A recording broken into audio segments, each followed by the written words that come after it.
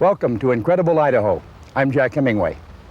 We begin our show tonight with an artist, not a painter or a sculptor, but one who portrays the magnificence and beauty of Idaho with sound. His palette is made up of pianos, French horns, and violins. His canvas, a symphony. You're already familiar with Kevin Kirk. He's the incredibly gifted composer of our Incredible Idaho opening theme. Tonight we'll go on location to watch this artist at work. At the close of our show, you'll see a beautifully haunting video essay featuring Kevin's artistry, an original composition inspired by Idaho's City of Rocks. But that is the end. This is the story of how it begins. I tried to empty everything out of my mind and just imagine what it would sound like, imagine the sounds that it would make. I remember reading one time that someone described architecture as frozen music, and the architecture of the City of Rocks is so complicated and intricate that, you know, I'm trying to kind of thaw out some of those notes. There's just so much here. There's so much variety, and there's so many different ways you could approach it.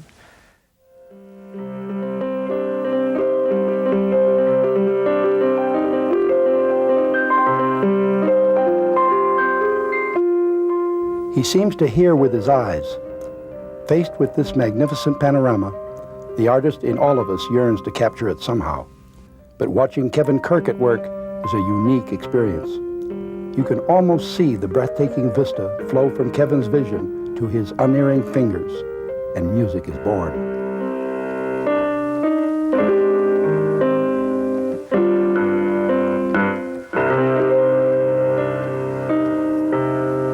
I'm trying to capture somehow the soft, round shapes of the granite right next to really angular, geometric shapes. They fit together so well, and it's such a dichotomy. For a time, Kevin's musical career took him away from the Idaho of his childhood, but the pull to return proved impossible to resist. Idaho is a playground. It's a Disneyland of inspiration. It's so diverse. It's so untouched. Anyone who's lived outside of Idaho for any length of time knows how precious it is. This seems to be a perfect example of a really dramatic display of the dichotomy of what's here. The nice, round, soft shapes and sharply cut shapes, beautiful natural mosaics. And I'll probably just kind of file all these thousands of little pictures away and think about it when I'm back at the keyboard.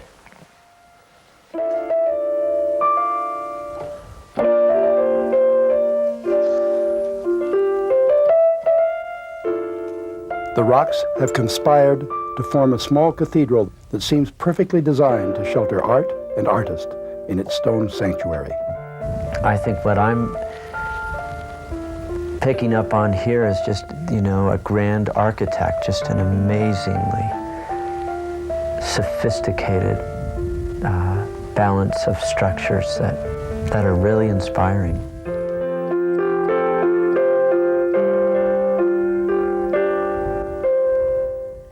There's a peace to this place, a quiet that nurtures introspection and fosters creativity.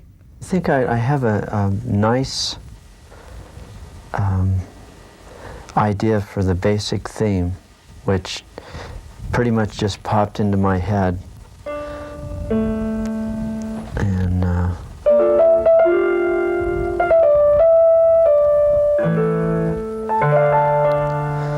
And now I'd like to work some of the ways the dichotomies blend together so well. Today's musician no longer struggles with pen and paper while composing. This keyboard also houses a computer. Once the original theme is recorded, Kevin can play it back and begin the intricate process of creating instrumentation to enhance the melody. I've stored violins into the keyboard that are implying the melody that I've come up with so far. And now I'm going to play that back and play along with it at the same time, a counterpoint melody.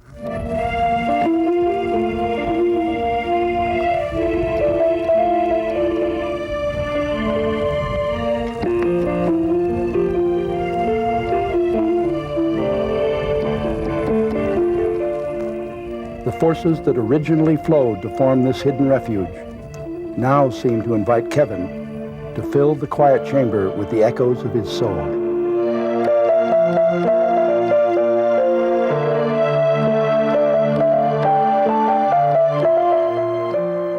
The function of music at its best is that it tells a story, it invites you in to the place that the story is about.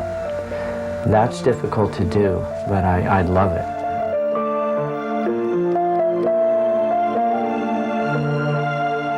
On location, a modest keyboard captures and records Kevin's inspiration.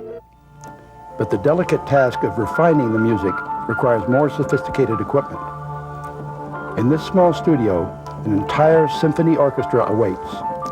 Violins, cellos, French horns, flutes, all are flawlessly captured and digitally recorded in a computer. At Kevin's touch, it comes to life. So I'll reach over to the mouse and click on the main theme. And I'm going to try to add another instrument to that, all of which I add from this keyboard. There's my wind.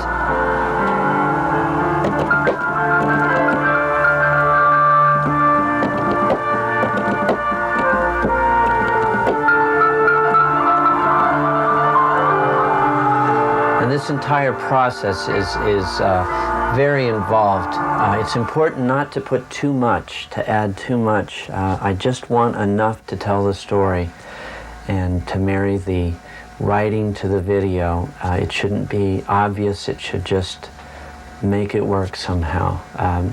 Recreate that feeling I had when I was there. I feel that music is almost a miraculous thing in life.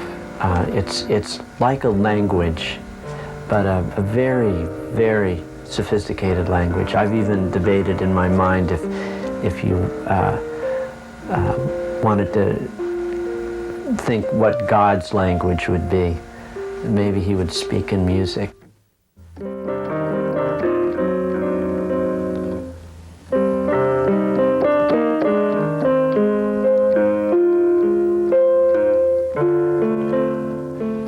At the close of our show tonight, we'll feature a harmony of sight and sound, the mysterious images of Idaho's City of Rocks set to Kevin Kirk's musical creation.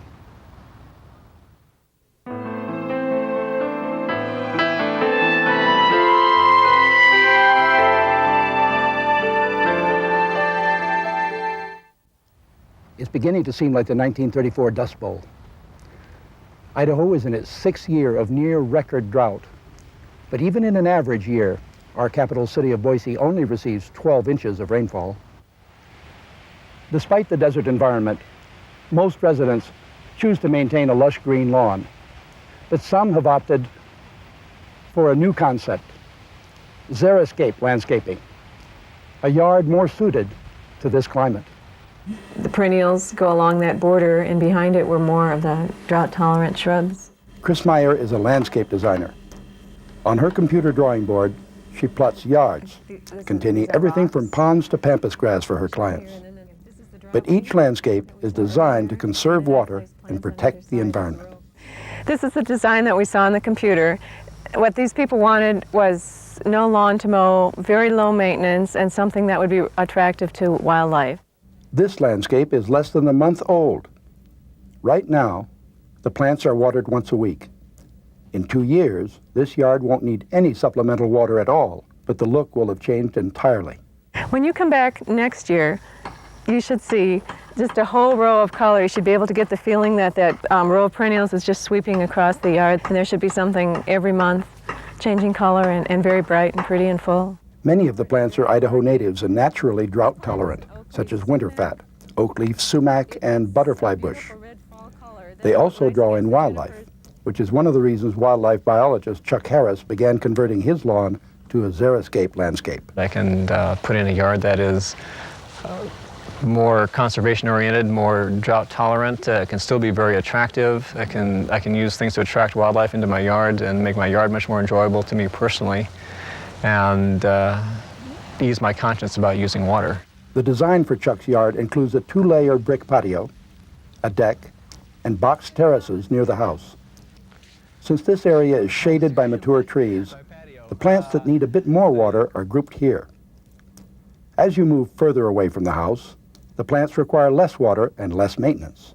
And this part of the yard we decided to put in a butterfly and hummingbird garden. The plants, again, sort of had to meet the requirement of being non-moisture loving, very, very tolerant of drought, yet producing a very nice display of flowers, nectar-producing flowers that are attractive to hummingbirds and butterflies. A natural slope in the yard shelters a rock-lined pond. It was built to simulate a spring in the mountains.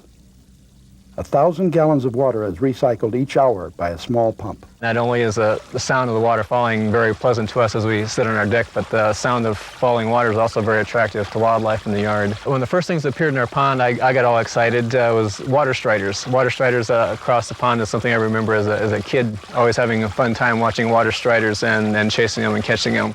Diving beetles, quail, and even a skunk have found their way to this oasis. Eventually, Chuck will add plants into the pond to create an aquatic garden. And with a permit from Fish and Game, some native fish. Most of it is a process. I'm trying to get to the process where I've got a yard that is more in tune with a desert environment here in Boise. As the plants grow and fill out, the look of a xeriscape landscape changes dramatically. Designer Chris Meyer's own garden is more established. But even in a mature yard, the view never remains the same. I think a garden is just alive and always changing, and that's the beauty of it. Yeah, you're building and creating, and I think every day different things are blooming, and it makes it fun that way. One of the main principles of a xeriscape landscape is to plan a yard in zones. In the sunny areas of her yard, Chris has plants that require no water at all, such as these succulents and a pretty flowering ground cover called snow in summer. In the mid-range areas, she's planted thyme, sage, and other herbs mixed in with a variety of flowering perennials. Right now, this area is watered with a drip system that gets the moisture down to the roots and prevents evaporation. But eventually, this area will need no water at all. The key is good soil. You can tell a good soil because when you squeeze it, it'll crumble. And this used to be just clay. You'd squeeze it and you'd have this hard lump in your hand that would stay forever. So what I'm trying to do is just build a soil that's really easy to work like this. Chris is constantly enriching her soil with compost, improving it to hold more water. As the plants mature, they create their own shady canopy, further reducing evaporation. Mulching with wood chips or bark also helps to retain moisture in the ground. Each step contributes to a healthy xeriscape landscape. Yeah, it gives me a good feeling. I care a lot about the environment and spend a lot of time outdoors, and I like incorporating areas right in our backyards that can benefit birds and other wildlife and just be good habitat for people too.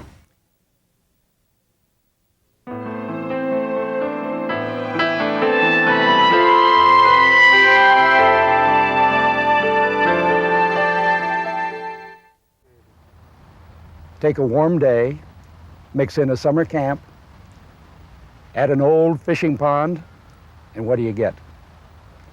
A piece of Mark Twain's Americana, complete with frogs, worms, and maybe even a few fish. All right, we made it. I got 2 of them right. How many do we have this morning?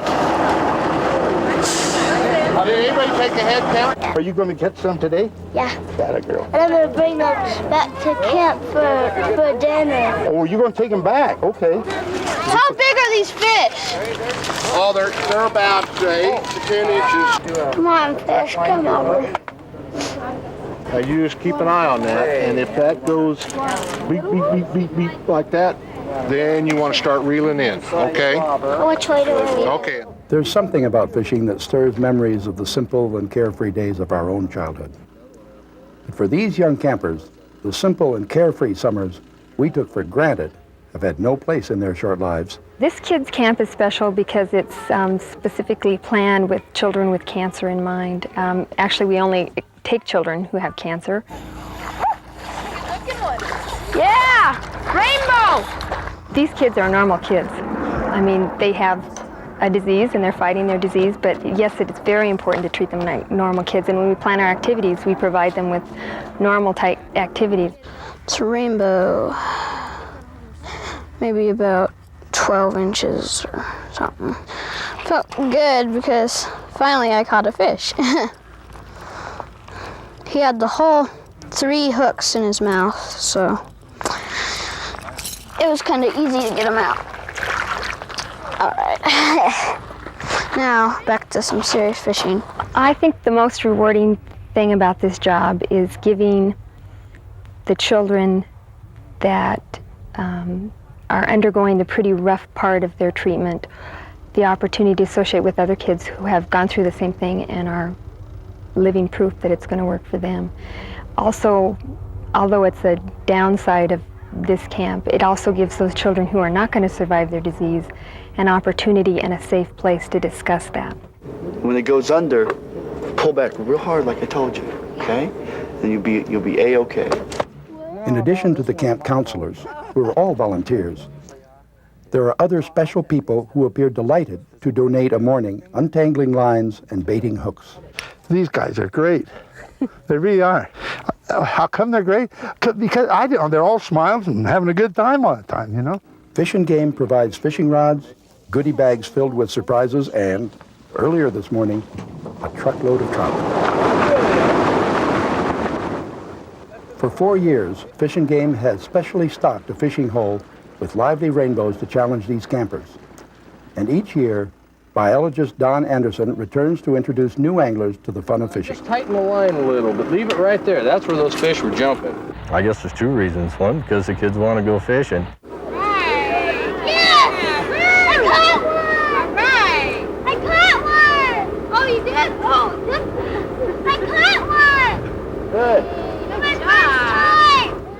And the reason I want to do it is because it's really rewarding. The kids smiled, they had a good time.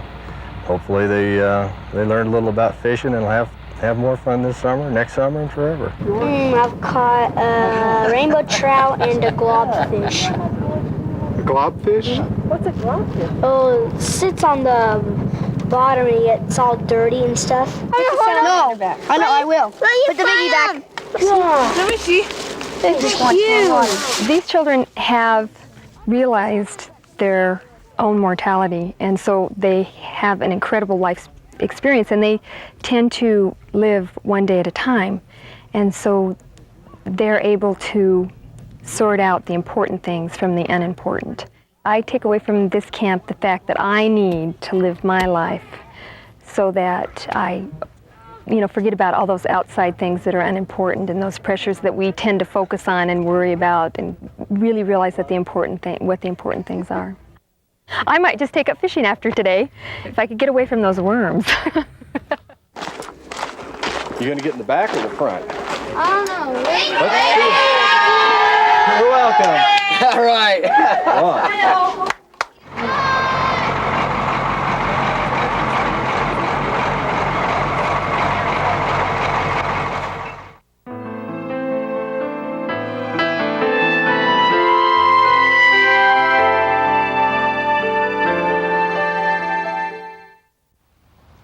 Tonight, as we close our show, the original music composed by Kevin Kirk for Idaho's ghostly City of Rocks.